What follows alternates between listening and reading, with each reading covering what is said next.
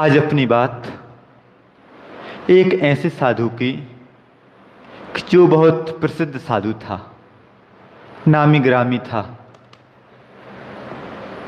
परंतु काम उसका कुछ ऐसा था, सादगी थी, तपस्या थी, त्याग थी, परंतु एक आदत भी थी। आदत क्या थी? वह चोरी करता था। है संत परंतु चोरी करता है। चोरी की, किस चीज़ की चोरी की? ना कभी किसी के हीरे मोती चुराए, ना कभी किसी की धन संपदा चुराई, ना कभी किसी की कोई कीमती चीज चुराई। चोरी करता तो क्या करता? किसी के फटे पुराने जूते उठा लेता, किसी के फटे पुराने कपड़े उठा लेता, किसी की तुच्छ वस्तुओं को उठा लेता। आदमी जब भी देखते उसकी चोरी पर उनको हंसी आती। कई बार वह साधु पकड़ा गया, जेल पहुंचा। एक बार नया नया जेलर आया हुआ था। जैसे ही वह साधु जेल पहुंचा, वह बोलता है, बाबा जी, आपकी सादगी देखकर, आपकी त्याग तपस्या देखकर मन प्रसन्न होता है, परंतु आप छोटी छोटी वस्तुओं की चोरी करते हैं, यह बात तो सहनीय नहीं है। बड़ा दुख होता है कि आप इतने पहुंचे हुए साधु हैं और छोटी छोटी वस्तुओं को लेकर जेल आ जाते हैं। आप अपनी जिन भी वस्तुओं की जरूरत हो लिस्ट दे दीजिए, हम उनकी पूर्ति कर देंगे। साधु बोलता है कि हम चोरी करके थोड़ा यहाँ आते हैं, हम अपनी मर्जी से जेल में आते हैं, जिसके माध्यम से जो जेल में बंद कैदी हैं उनका कुछ सुधार कर सकूं। हम इन छोटी वस्तुओं के लिए तो चोरी करते ही नहीं हैं, हमें तो मात्र एक जेल में आने का कारण चाहिए कि जिससे मैं जेल में आ सकूं। यदि हम आपसे बोलेंगे कि हमें जेल में बंद कर दो तो आप जेल में बंद नहीं करोगे, परंतु हम कुछ ऐसे काम करते हैं कि जिसके माध्यम से हम जेल में आ जाते हैं। वस्तुतः देखा जाए तो हम सभी कैदी हैं, हम सभी कैदी हैं, और हम आपके उस अंतर मन में आना चाहते हैं कि आपके अंतर मन में जो कुछ बुराइयां हैं उनको दूर करने का प्रयास किया जा सके। हम भी आपके अंदर जो कैद है उस कैद खाने में आना चाह रहे हैं। हमारे अंदर का कैद खाना क्या है? यदि आदमी चाहे कि मुझे मुक्त होना है तो आदमी मुक्त भी हो सकता है, और यदि आदमी बंधन में पड़ा हुआ है तो किस कारण बंधन में पड़ा हुआ है कि हमारी अंदर की वह जो इच्छाएं होती हैं, हमें ऐसा करना चाहिए कि हम अपने आप का विकास चाहते ही नहीं हैं। अपने अंदर का विकास कैसे हो? अपने अंदर का विकास कैसे हो?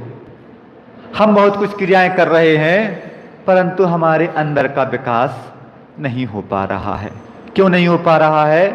क्योंकि हम जानबूझकर गलती कर रहे हैं, और जानबूझकर जो व्यक्ति गलती करे उसे क्या कहते हैं? जो व्यक्ति जानबूझ के गलती करे उसे क्या कहते हैं?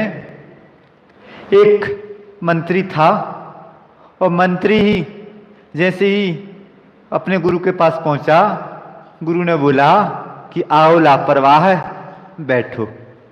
क्या बोला? आओ लापरवाह बैठो।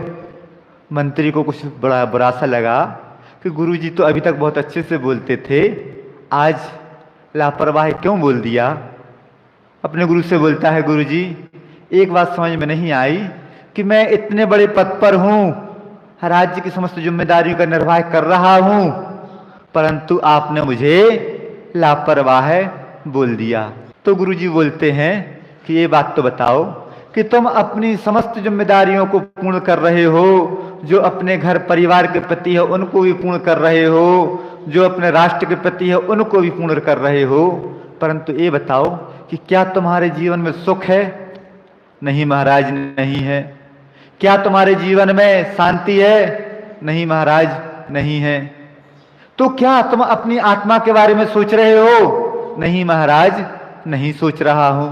तो अब बताओ, तुम दुनिया के बारे में तो सोच रहे हो, अपने बारे में नहीं सोच रहे हो, तो तुम्हें लापरवाह नहीं कहें तो क्या कहें?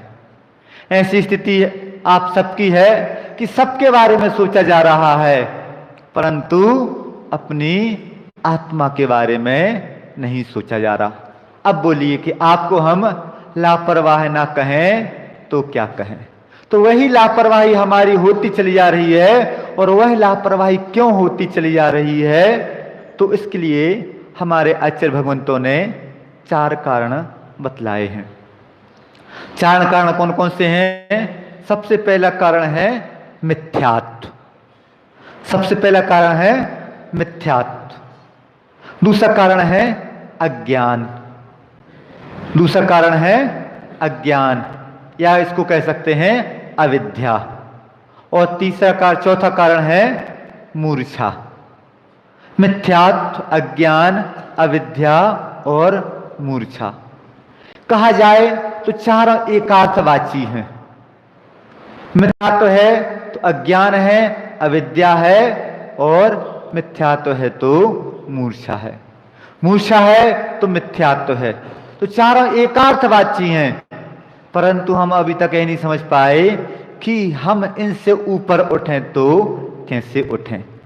हमारे जीवन में मूर्छा है तो किस बात की मूर्छा है? मूर्छा तो यह कहना चाहिए कि जो हमारा है नहीं उसको अपना बनाने में लगे हुए हो, और जो हमारा है उसको हम भूल गए हैं। जो हमारा है उसको हम भूल गए। इस मूर्छा को लेकर एक संस्मरण याद आता है। आचार्य महाराज बीना वारा में नया वर्ष विहार कर रहे थे, और जैसे ही नया वर्ष विहार किया और एक भजन चालू हो गया। भजन क्या गाना जैसा था कि दुनिया बनाने वाले क्या तेरे मन में समाई, तूने काहे को दुनिया बनाई। ये भजन गाना आचार्य श्री के कानों में पहुंचा और आचार्य श्री के चेहरे पर कुछ मुस्कुराहट आ गई। आचार्य श्री को हंसता देख साथ में जो महाराज चल रहे थे बोलते हैं, महाराज जी क्या हो गया, आपको हंसी क्यों आ रही है? तो बोलते हैं आचार्य श्री कि देखो तो दुनिया वालों की बेवकूफ़ी या मूर्छा, कि दुनिया तो खुद बसा रहे हैं और बोल रहे हैं, भगवान को दोषारोपण कर रहे हैं कि तूने काहे को दुनिया बनाई। आचार्य श्री बोलते हैं कि गाना तो ऐसा होना चाहिए कि दुनिया बसाने वाले क्या तेरे मन में समाई, तूने काहे को दुनिया बसाई। अब सोच लीजिए कि दुनिया कौन बसा रहा है? दुनिया कौन बसा रहा है? संसार कौन बढ़ा रहा है? हमारी मूर्छा भाव संसार बढ़ा रहे हैं, हमारी मूर्छा भाव संसार को बसा रहे हैं। अब सोच लीजिए कि क्या यह मूर्छा भाव किसी ने दूसरे ने दे दी? नहीं, यह मूर्छा भाव किसी दूसरे ने नहीं दी। यह मूर्छा भाव तो हमारे अंदर ही आई है। क्यों आ गई? इसलिए आ गई कि हम बुद्धिमान तो हैं, परंतु अभी बुद्धि का सही उपयोग करना नहीं आ रहा। जिस दिन हमें बुद्धि का सही उपयोग करना आ जाएगा, उस दिन हमारी मूर्छा दूर हो जाएगी। मूर्छा तो हमारी ऐसी है कि एक व्यक्ति ज्ञानी है और एक व्यक्ति अज्ञानी है। जो व्यक्ति ज्ञानी है उसकी तो कम से कम मूर्छा भाव दूर हो जाना चाहिए। क्यों? क्योंकि उसने समस्त शास्त्रों का ज्ञान कर लिया। जो व्यक्ति अज्ञानी है वह व्यक्ति अभी अज्ञान में फंसा हुआ है, जान ही नहीं पा रहा है कि क्या सही है और क्या गलत है। परंतु जो व्यक्ति ज्ञानी है, ज्ञानी होने के बाद भी ज्ञान का अहंकार, ज्ञान को ही उसने मूर्छा बना लिया। ज्ञान है परंतु ज्ञान का सदुपयोग नहीं।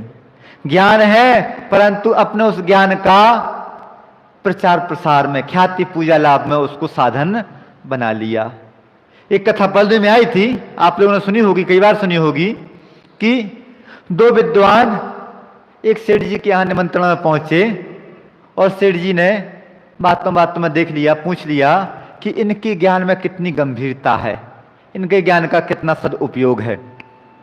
जैसे ही एक विद्वान नहाने के लिए गया, फ्रेश होने के लिए गया, उन सेठ जी ने पूछा कि आपके साथ जो विद्वान आया है वह तो काशी से पढ़ा हुआ है, बहुत बड़ा विद्वान है।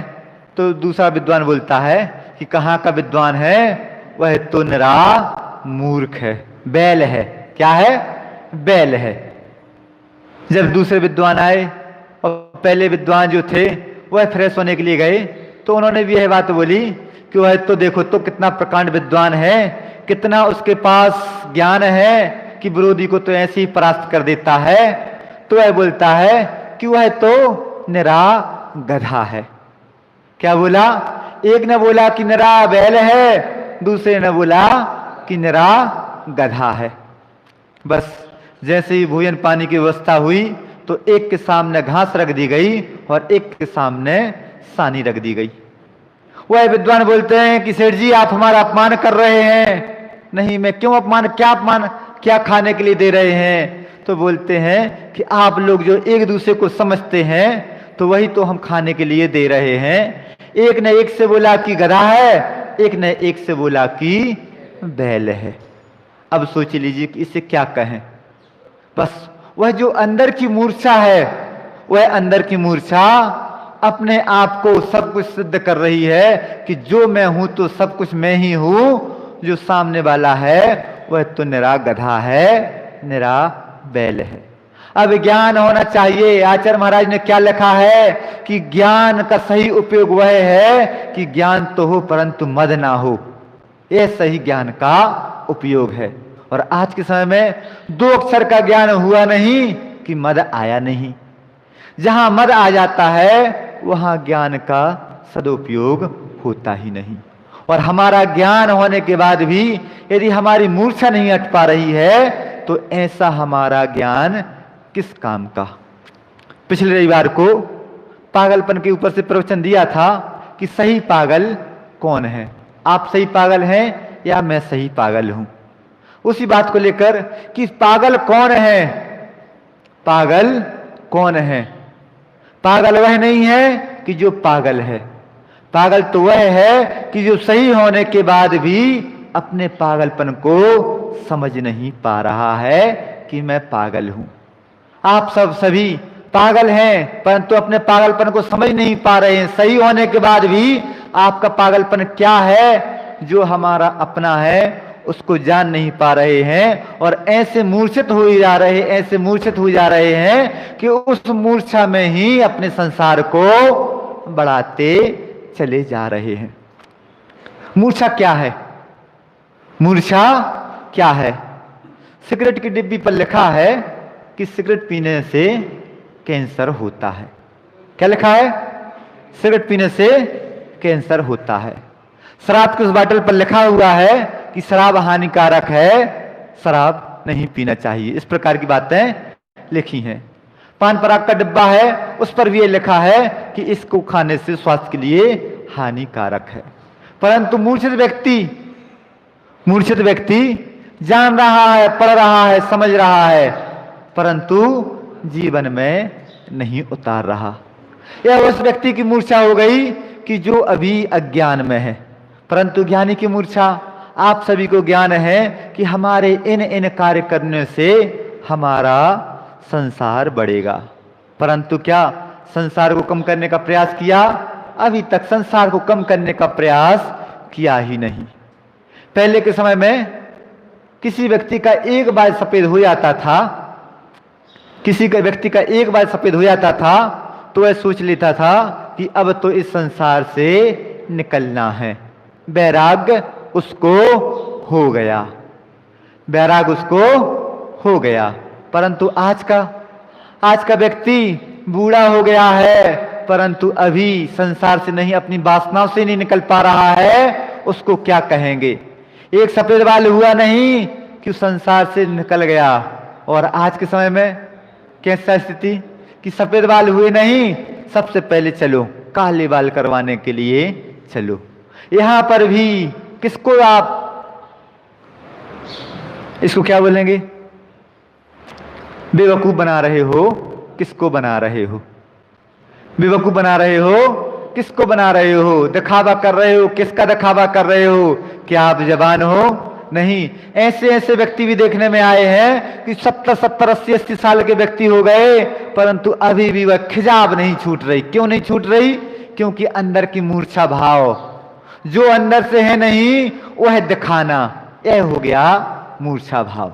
तो ऐसे आज के समय में जो 4 प्रकार के आश्रम बताए गए, ब्रह्मचर्य आश्रम, गृहस्थाश्रम, वानप्रस्थाश्रम और संन्यास आश्रम। व्यक्ति जब शुरू अवस्था ब्रह्मचर्य आश्रम, परंतु क्या व्यक्ति आज के समय में या आज के माता पिता अपने उस बच्चे को उस ब्रह्मचर्य के बारे में शिक्षा देते हैं? नहीं, उस ब्रह्मचर्य के बारे में शिक्षा देते ही नहीं। आज के समय में आचार्य महाराज ने एक बात बहुत अच्छी बोली कि जिस व्यक्ति के हाथ में यह मोबाइल है, 7वां व्यसनों का उसके पास पिटारा है। 7वां व्यसन है उस मोबाइल में। उस मोबाइल में आप जुआ खेलना चाहो तो जुआ खेल लो, हिंसा करना चाहो हिंसा कर लो, मांसाहार भी जैसा बहुत कुछ उसके माध्यम से ही हो रहा है। परस्त्री गमन, व्यसन आदि उसी के माध्यम से हो रहे हैं। तो एक मोबाइल सप्त व्यसन का पिटारा है, परंतु छोटे से बच्चे ने 2 महीने का 3 महीने का बच्चा है, रोना शुरू किया नहीं कि उसकी मां ने उसके हाथ में मोबाइल दे दिया। हम लोगों के पास आ जाते हैं, महाराज जी हमारा बच्चा बहुत जिद्दी है। जिद्दी है तो कैसे जिद्दी हो गया? आपने ही उसको जिद्दी बना दिया। उसकी मांगों की तुरंत पूर्ति करना शुरू की नहीं कि हर बात में अब रो रो कर अपनी जिद्द को पूरी करवाना शुरू कर देगा। उस बच्चे को अभी ज्ञान ही नहीं कि क्या सही है क्या गलत है, परंतु माता पिता बस हमारा बच्चा रोए ना, इसलिए तुरंत के तुरंत उसकी उन इच्छाओं की पूर्ति करना शुरू कर दिए। अब सोच लीजिए कि वह बच्चा, छोटा सा बच्चा समझ नहीं रहा है, परंतु मोबाइल में मूर्छित हो गया है, मोबाइल में मूर्छित हो गया। तो अब जब छोटा सा बच्चा अभी से उसके जीवन में एक व्यसन आ गया, तो कैसे वह अपने ब्रह्मचर्य को सुरक्षित रख पाएगा?